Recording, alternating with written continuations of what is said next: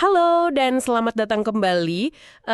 Pernah nggak sih Anda lagi santai scrolling media sosial, tiba-tiba rasanya kayak masuk ke medan perang? Sering sekali. Iya kan? Satu komentar salah, satu emoji disalahpahami, tahu-tahu kolom balasan itu penuh amarah. Betul. Atau mungkin lihat temen yang tadinya kalem, pas di balik layar, kepribadiannya berubah total. Nah, itu dia. Makanya hari ini kita mau coba jadi detektif digital. Misi kita lacak jejak interaksi online yang toksik ini, kita mundur ke belakang buat cari biang keladinya. Oke? Apakah ini murni sifat manusia, atau ada peran algoritma, atau mungkin sistem hukum kita yang kurang kuat? Dan ujung-ujungnya kita cari di mana tombol off untuk semua ini. Tepat sekali. Dan untuk investigasi ini, sumber kita juga beragam ya. Ada laporan mendalam dari UNICEF yang kerja bareng platform besar seperti Facebook dan Twitter. Betul. Lalu ada jurnal-jurnal akademis dari Indonesia yang angkat kasus nyata, dari konflik Gen Z sampai implementasi UU ITE. Dan yang paling menarik, riset internasional yang bongkar cara kerja mesin di baliknya. Algoritma dan fenomena echo chamber itu ya? Iya, ruang gema. Jadi tujuan kita bukan cuma daftar masalah, tapi membekali Anda dengan pemahaman utuh supaya bisa lebih bijak di dunia digital yang kadang terasa liar ini. Oke, mari kita mulai investigasinya.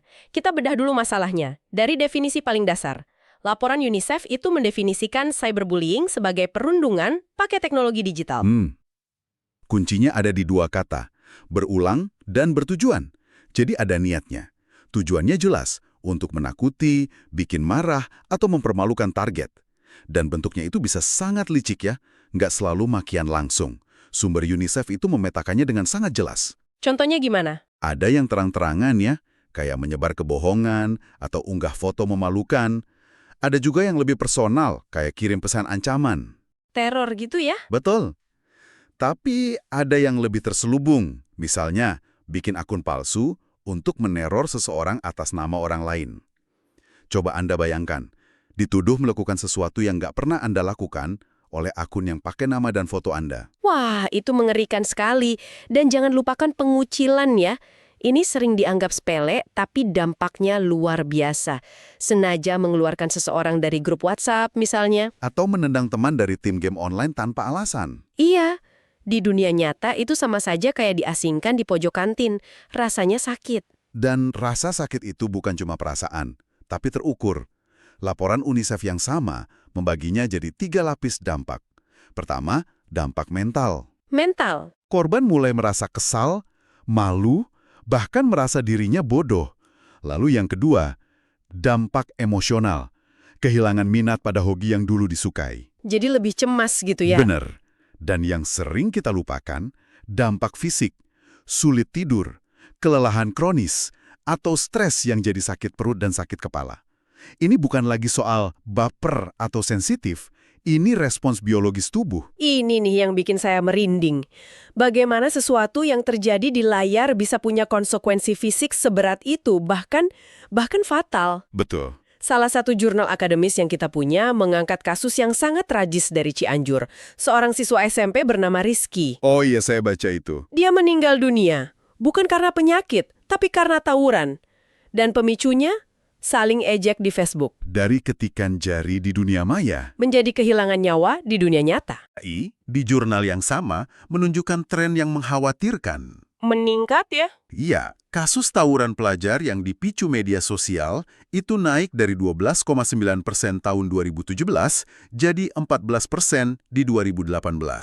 Angkanya mungkin nggak besar, tapi setiap persen itu potensi nyawa yang melayang. Ini bukti kalau nggak ada lagi garis pemisah antara online dan offline. Keduanya satu realitas yang sama. Tepat sekali. Itu kan di level perundungan individu. Kalau skalanya kita naikkan, jadi ujaran kebencian ke kelompok. Sumber yang sama kasih beberapa contoh nyata di Indonesia. Seperti apa? Ada kasus Yuni Rasta, seorang perempuan yang menulis status penuh kebencian ke polisi setelah ditilang. Atau kasus yang lebih besar seperti Ki Gending Pamungkas yang menyebar video hasutan rasial ke etnis Tiongkok. Iya. Ada juga kasus warga inisial AR di Probolinggo yang terang-terangan ajak massa lewat Facebook untuk habisi begal dan polisi. Wah. Ini menunjukkan gimana satu unggahan itu bisa jadi kayak percikan api. Kalau dilempar ke ruang yang sudah penuh bensin kecurigaan, ledakannya bisa dahsyat. Betul-betul. Oke, ini pertanyaan yang selalu ada di benak saya. Tiap kali saya lihat kolom komentar yang terbakar, saya selalu bertanya-tanya, apa kita sebagai manusia memang dasarnya suka sekali berkelahi? Atau ada sesuatu di dalam mesin media sosial ini yang sengaja menyiram bensin ke api? Pertanyaan yang sangat bagus. Karena jawabannya adalah keduanya, dan mereka saling memperkuat. Jurnal dari Lemhanas RI menyoroti sisi teknologinya. Oke, platform media sosial itu kan punya satu tujuan utama, membuat Anda tetap di sana selama mungkin. Metrik sukses mereka itu engagement, keterlibatan Anda. Engagement ini kan berarti jumlah suka, komentar, sama berapa kali di-share ya. Makin tinggi angkanya, makin sukses konten itu di mata algoritma. Tepat. Dan disinilah letak masalahnya. Penelitian menunjukkan bahwa konten yang paling cepat memicu reaksi adalah yang membangkitkan emosi kuat. Emosi kuat. Dan emosi terkuat yang paling gampang dipicu secara online adalah kemarahan. Rasa permusuhan terhadap kelompok lain. Konten yang bikin kita marah pada mereka cenderung dapat engagement paling tinggi. Tunggu sebentar. Ini berarti kemarahan dan perdebatan sengit yang kita lihat itu bukan bug atau efek samping, tapi justru bahan bakar yang bikin mesin media sosial ini jalan? Itu adalah konsekuensi logis dari sebuah sistem yang dioptimalkan murni untuk engagement. Sistemnya nggak peduli, engagement itu positif atau negatif.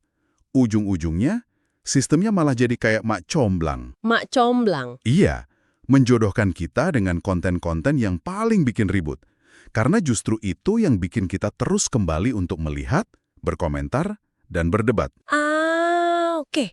Tapi apa itu salah? Platform kan bisnis. Mereka tentu ingin orang terus aktif. Dari sudut pandang bisnis murni mungkin tidak. Tapi dari sudut pandang kesehatan masyarakat, dampaknya besar sekali. Nah, ini yang membawa kita ke konsep ruang gema atau echo chamber. Oke, echo chamber. Algoritma yang terus-menerus menyodori kita konten yang kita sukai dan yang bikin kita marah pada hal yang kita benci, itu pelan-pelan membangun gelembung di sekitar kita. Di dalam gelembung itu, kita cuma dengar gema dari suara kita sendiri. Saya paham sekarang. Makanya kalau kita sudah nggak suka sama seorang politisi, misalnya, seluruh isi lini masa kita seolah-olah isinya cuma berita buruk tentang dia. Betul. Kita merasa semua orang setuju dengan kita, padahal kita cuma terkurung di gelembung sendiri. Iya. Dan riset insight di echo chamber ini menemukan sesuatu yang lebih mengerikan. Mereka tidak hanya menganalisis kontennya, tapi juga bahasa yang dipakai di dalam gelembung ini. Bahasa? Maksudnya? Temuannya ada dua.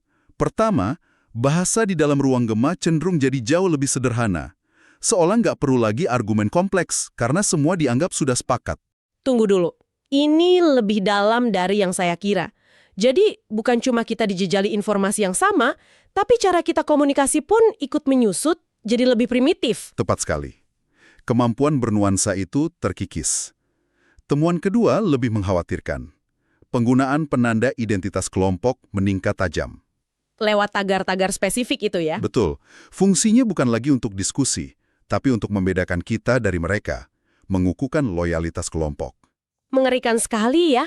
Nah, ini kan di level makro. Kalau di level interaksi sehari-hari, gimana? Misal di obrolan grup anak muda. Pemicu konfliknya apa juga sebesar itu? Ini dijawab dengan baik oleh jurnal Konflik Sosial dalam Komunitas Media Sosial. Di level mikro, terutama di kalangan Gen Z, pemicunya seringkali bukan ideologi besar, tapi hal yang lebih personal. Seperti apa 3 penyebab utamanya? Kesalahpahaman menafsirkan teks, karena nggak ada intonasi kan?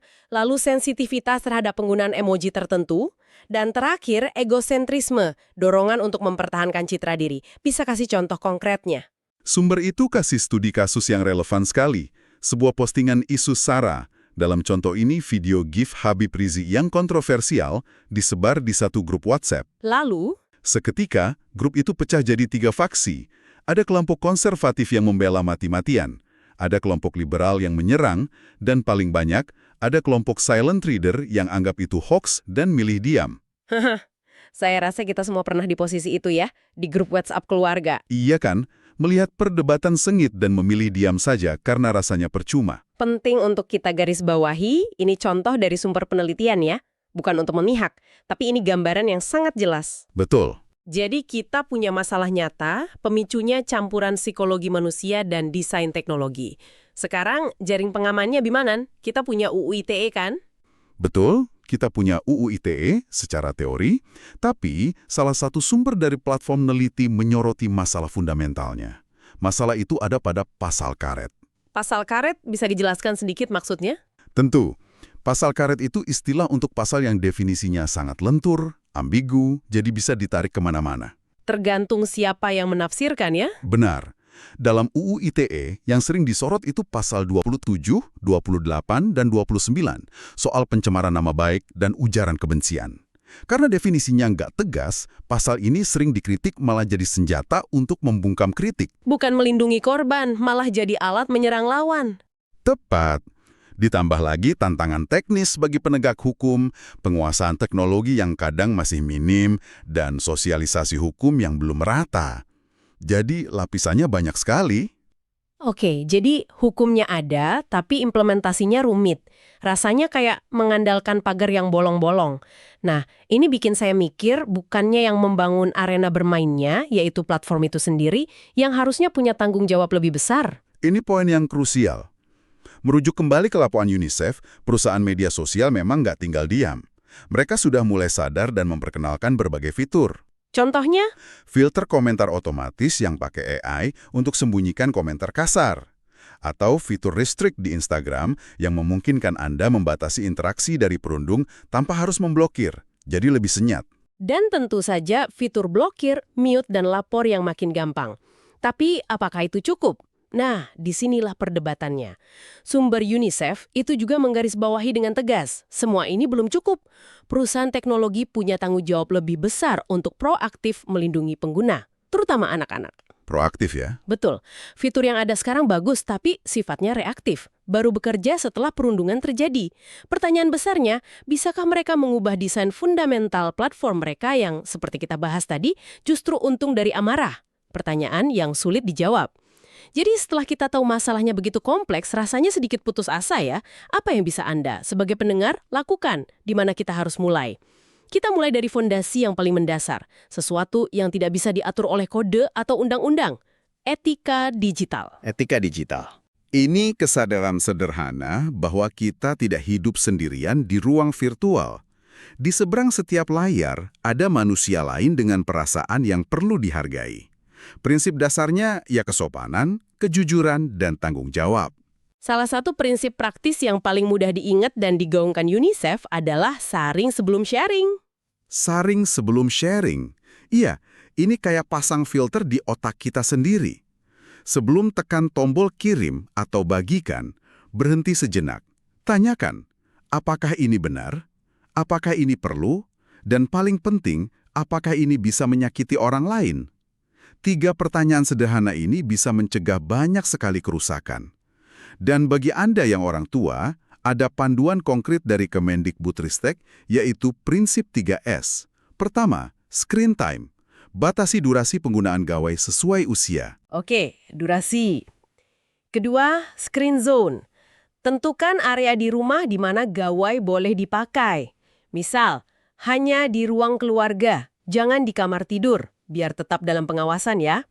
Dan yang ketiga, screen break. Ini penting sekali. Ambil jeda rutin. Istirahatkan mata dari layar. Ini bukan cuma soal etika, tapi juga kesehatan fisik. Betul. Dan kalau kita mau melangkah lebih jauh dari sekedar aturan, kita masuk ke ranah yang lebih dalam. Empati digital. Empati digital. Iya. Ini bukan sekedar tahu mana yang benar dan salah, tapi kemampuan untuk merasakan perasaan orang lain meskipun terpisah oleh layar. Ini tantangan besar, karena di dunia digital kita kehilangan banyak petunjuk komunikasi kan? Nggak ada bahasa tubuh, nggak ada kontak mata, nggak ada intonasi suara. Kita pada dasarnya komunikasi dengan satu tangan terikat. Lalu gimana cara menanamkan empati yang abstrak ini? Salah satu caranya lewat pendidikan formal. Pertama, dari sisi kurikulum. Materi etika digital ini bisa diintegrasikan ke pelajaran yang sudah ada, seperti agama, TIK, atau bahasa. Kedua, lewat metode belajar. Gunakan metode seperti project-based learning yang memaksa siswa berkolaborasi dalam tim. Di situ mereka secara alami belajar mendengar, menghargai pendapat, bernegosiasi. Itu latihan empati dalam skala kecil. Betul. Dan yang terakhir, yang mungkin paling kuat, adalah peran guru sebagai role model. Anak-anak belajar lebih banyak dari apa yang mereka lihat. Guru yang rekam jejak digitalnya baik akan memberi pelajaran yang jauh lebih berharga. Keteladanan adalah kurikulum tersembunyi yang paling efektif ya. Tepat sekali. Jadi, kalau kita rangkum investigasi kita hari ini, konflik digital itu nyata, dampaknya serius. Di balik layar, ada mesin algoritma dan ruang gema yang secara desain mempercepat perpecahan. Jaring pengaman berupa regulasi ada, tapi belum sempurna. Dan pada akhirnya, setelah semua analisis, solusi yang paling mendasar kembali kepada kita sebagai manusia. Membangun etika dan, yang lebih penting, melatih otot empati digital kita secara sadar, setiap hari. Ini benteng pertahanan terakhir kita. Terima kasih sudah menemani kami dalam penelusuran yang mendalam ini. Semoga ada sesuatu yang bisa Anda bawa dan renungkan. Sebelum kita benar-benar tutup, saya ingin meninggalkan satu pemikiran provokatif untuk Anda. Sejauh ini, seluruh diskusi kita berpusat pada etika manusia yang menggunakan teknologi. Kan tiba saatnya kita harus bertanya, kapan sebuah agen buatan, sebuah program dianggap cukup cerdas untuk bertanggung jawab atas tindakannya sendiri? Wah, Jika sebuah AI menyebarkan disinformasi yang merusak, siapa yang salah? Pemrogramnya? Penggunanya?